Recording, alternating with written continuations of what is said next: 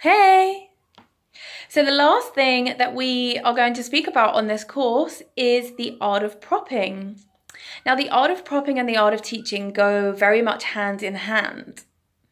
The first thing that I would like to get you to do is to imagine back to a time where you were in a yin class, and it can be your own self-practice, or it can also be a class that you went to.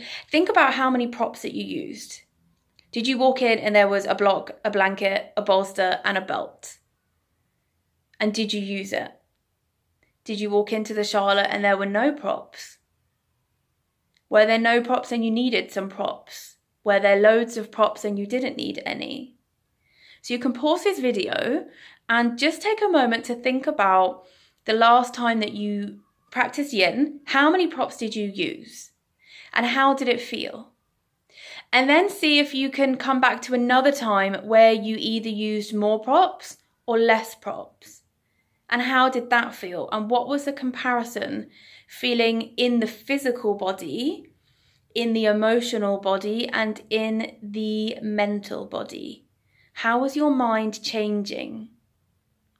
So you can pause the video and take a moment to think about it. Or if you've got it in your head now, then great.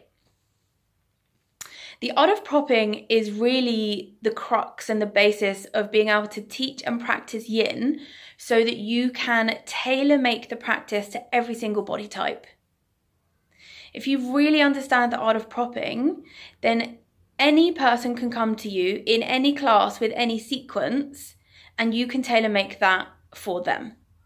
You can tailor make the practice so that they can grow from the practice, rather than just sit in an uncomfortable area of, it's not really feeling anything, I'm not really having any challenge, but I'm just kind of here, you know? So the main props that we use in yin are blocks, bolsters,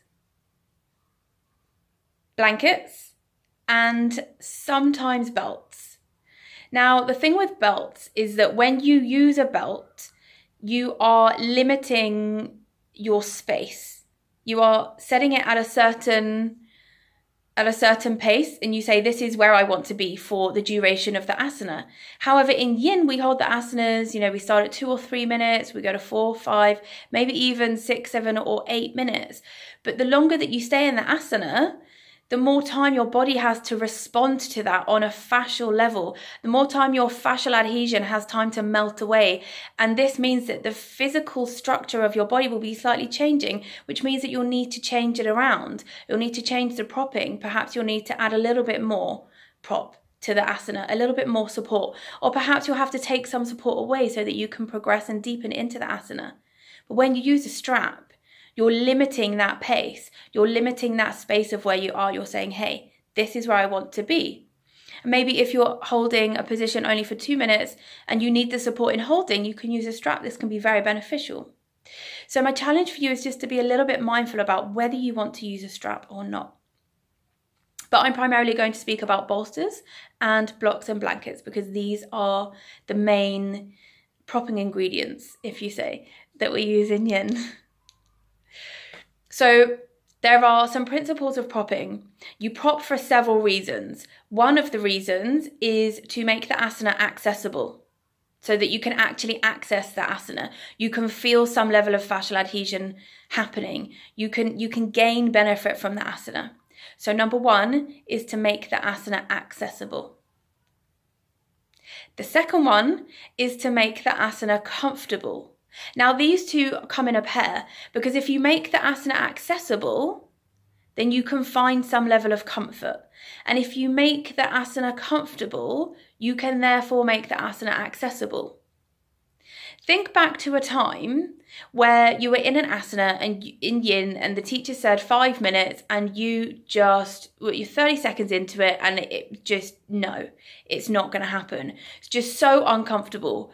And yes, yin is about finding a level of comfort in the discomfort and facing the feelings that you have inside and understanding that they're impermanent and everything is going to change.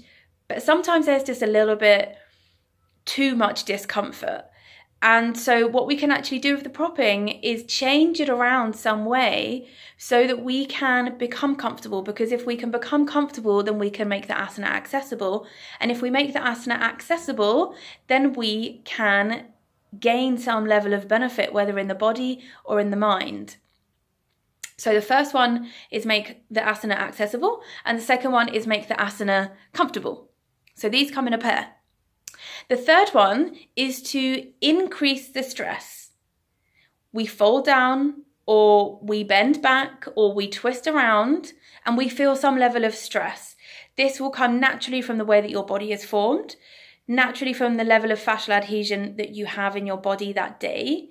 And this is dependent on how much water you've drank, how much fat content you have in your body, how much exercise you have done recently, how much mental space you are having in that day, where your emotions are at, which is why we can never really be the same every time that we do yin in the mind and in the body.